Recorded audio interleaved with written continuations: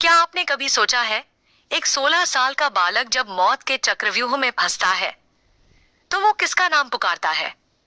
युद्ध की धूल उड़ रही थी, दिशाओं में शंखनाद गूंज रहा था और अभिमन्यु अकेला खड़ा था 7 महारथियों के बीच। चारों ओर से वार हो रहे थे, लेकिन उसकी आंखों में डर नहीं, सिर्फ विश्वास था। वो विश्वास कि कोई तो आएगा, शायद अर्जुन या फिर श्री कृष्ण। लेकिन उस क्षण जब शरीर घायल हो चुका था और सांसें थम रही थीं, अभिमन्यु की आंखों में एक नाम चमक रहा था। कौन था वो? किसके लिए उसकी आत्मा तड़प रही थी? अर्जुन, जिनके बाणों से देवता भी कांपते थे, वो उस समय कहां थे जब उनका बेटा अकेला मौत से लड़ रहा था? दरअसल उस दिन अर्जुन को चक्रव्यूह से दूर युद्ध के एक और छोर पर भेजा गया था, सुदर्शन नामक राजा से युद्ध करने। लेकिन क्या ये एक साधारण संयोग था या कोई गहरी चाल?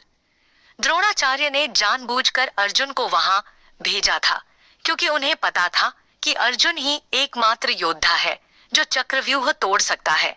जैसे ही अभिमन्यु चक्रव्यूह में घुसा, अर्जुन को यह खबर नहीं थी कि उसका बेटा अकेले अंदर जा रहा है, और जब तक उसे खबर पहुंची बहुत देर हो चुकी थी। क्या यह संयोग था या षड्यंत्र? क्या आपने कभी यह सोचा है कि जब अभिमन्यु को चक्रव्यूह में घुसना आता था तो बाहर निकलना क्यों नहीं आता था? ये कोई साधारण बात नहीं थी, बल्कि एक रहस्य है, एक अधूरी कथा। कहते हैं कि जब अर्जुन और श्री कृष्ण चक्रव्यूह की रणनीति पर चर्चा कर रहे थे, तब अभिमन्यु अपनी माता सुभद्रा के गर्भ में था।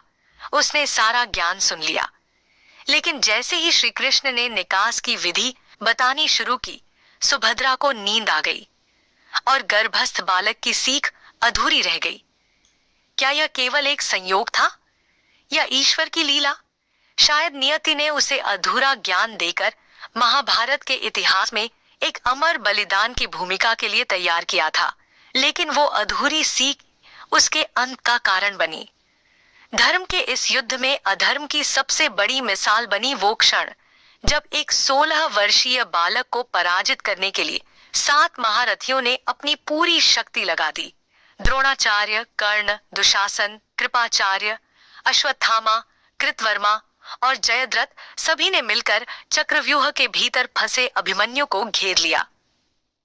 क्या यह युद्ध का नियम था? बिल्कुल नहीं। महाभारत में इसे नीचता की पराकाष्ठा कहा गया है। एक वीर जब अकेले लड़ रहा था तो उसे पीठ पीछे से वार किया गया। अभिमन्यु की हथेली पर वार किया गया ताकि वो धनुष ना थाम सके। रथ के घोड़े मारे गए, रथ तोड़ दिया गया और अंत में गदा युद्ध में पीठ पीछे से वार करके उसकी सांसें छीनी गईं। क्या यही था धर्म का युद्ध या यह अधर्म की सबसे बड़ी हार थी? कर्ण, महाभारत का सबसे त्रासदीपूर्ण पात्र। लेकिन उस दिन जब अभिमन्यु अकेला लड़ रहा था, कर्ण ने भी उसमें कोई दया नहीं दिखाई। सवाल उठता है, क्या कर्ण के मन में द्वंद्व नहीं था? क्या उसे यह एहसास नहीं हुआ कि वो अर्जुन के बेटे पर वार कर रहा है, और वह भी उस परिस्थिति में जहां वो अकेला है? कहा जाता है कि कर्ण के मन में एक पल के लिए करुणा जगी थी, लेकिन द्रोणाचार्य की आज्ञा और कौरवों के पक्ष का धर्म निभाने की मजबूरी ने उसे बांध दिया। महाभारत में उल्लेख है कि कर्ण ने अंत में अभिमन्यु का धनुष तोड़ा और उसे पूरी तरह असहाय बना दिया। वो भी जानता था कि ये युद्ध नहीं, अन्याय था, फिर भी उसने वार किया। यही है उस युद्ध का सबसे बड़ा विषाद, जहां वीरता को विवशता के नीचे कुचला गया। जयद्रथ एक ऐसा नाम जो अभिमन्यु के बलिदान में सबसे बड़ा दोषी बना। उस दिन जब अभिमन्यु चक्रव्यूह में घुसा तो पीछे से युधिष्ठिर, भीम, नकुल, सहदेव कोई अंदर नहीं जा पाया। क्यों? क्योंकि जयद्रथ ने द्वार पर खड़ा होकर सभी पांडवों को रोक दिया। यह वही जयद्रथ था जो पहले पांडवों से अपमानित हो चुका था और एक बार प्रतिज्ञा कर चुका था कि बदला लेगा।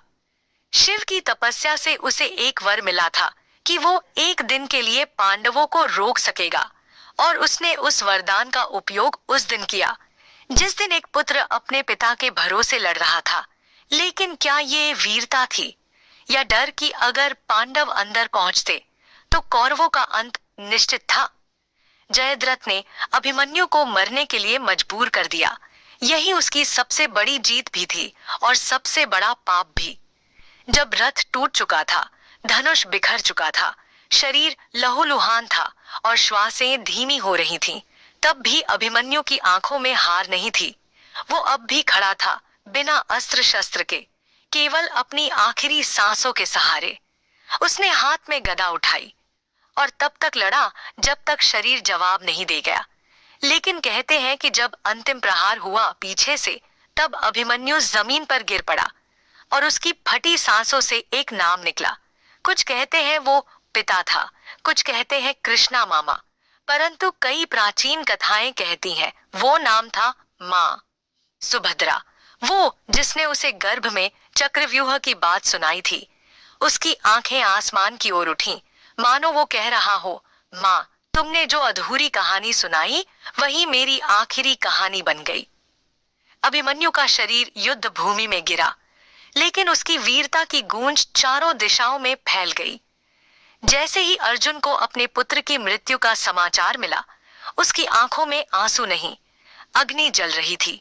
अर्जुन ने प्रतिज्ञा की, यदि कल सूरज ढलने से पहले मैं जयद्रथ का वध न कर सका, तो मैं अग्नि में प्रवेश कर जाऊंगा। कौरवों के शिविर में डर की लहर दौड़ गई। जयद्रथ कांप गया। दुर्योधन के माथे पर चिंता की रेखाएं गहराने लगी, क्योंकि वो जानते थे अब अर्जुन सिर्फ योद्धा नहीं रहा, वो अब पिता बना है और पिता का बदला प्रलय ला सकता है। अभिमन्यु की मृत्यु ने युद्ध का रुख बदल दिया। अब यह केवल पांडवों की विजय की नहीं, बल्कि न्याय की आग बन चुकी थी, जो एक एक अधर्मी को भस्म करने वाली थी। सुबह होते ही कुरुक्षेत्र की हवा में कुछ बदला हुआ था। अर्जुन की आंखों में क्रोध नहीं, प्रतिज्ञा की आग जल रही थी। जयद्रथ को बचाने के लिए कौरवों ने उसे युद्ध भूमि से दूर रखा, चारों ओर से घेराबंदी की। लेकिन अर्जुन ने एक एक को भेदते हुए सूर्यास्त से ठीक पहले अपने बाण से ऐसा चमत्कार किया कि इतिहास बन गया। श्री कृष्ण की युक्ति से सूर्य को बादलों में छिपा दिया गया। सबको लगा सूरज ढल गया। जयद्रथ खुशी में बाहर आया और तभी कृष्ण ने इशारा किया। अर्जुन ने एक ही बाण में जयद्रथ का सिर उड़ाया और वो सिर सीधा जयद्रथ के पिता की गोद में जा गिरा, जिनके श्राप के अनुसार अगर किसी और ने जयद्रथ का सिर गिराया होता तो अर्जुन की मृत्यु तय थी। लेकिन वो दिन नहीं था अर्जुन की हार का, वो दिन था पुत्र के अधूरे युद्ध को पूरा करने का। महाभारत के इतने वर्षों बाद भी जब हम अभिमन्यु की गाथा सुनते हैं तो रूह कांप उठती है। एक बालक जो योद्धा से कहीं अधिक था, विश्वास का प्रतीक, बलिदान का प्रतीक। लेकिन उस बलिदान के पीछे छिपी सच्चाई क्या थी? वो युद्ध भूमि में वीर गति को प्राप्त हुआ या एक गहरी साजिश का शिकार हुआ? चक्रव्यूह अधूरा सिखाया गया, पिता दूर भेज दिए गए, साथ देने वाला कोई नहीं, और जब प्रहार हुआ तो पीछे से। क्या यही धर्म था? क्या यही न्याय था? तो मित्रों, अभिमन्यु केवल एक योद्धा नहीं था, वो एक पुत्र था, एक उम्मीद था और एक ऐसा बलिदान था जिसने पूरी महाभारत की दिशा बदल दी। उसकी अंतिम सांसों में छुपा वो नाम, वो पुकार, वो अधूरी सीख आज भी हमारे भीतर कुछ हिला जाती है। सोचिए, जब एक 16 साल का बालक इतना बड़ा बलिदान दे सकता है, तो हम आज अपने जीवन में कब तक डरते रहेंगे, टलते रहेंगे? अगर ये कहानी आपके दिल को छू गई हो तो कमेंट में जरूर लिखिए जय अभिमन्यु। वीडियो को लाइक कीजिए और ऐसी ही ऐतिहासिक, प्रेरणादायक और रहस्यमयी कहानियों के लिए चैनल को सब्सक्राइब करना ना भूलें।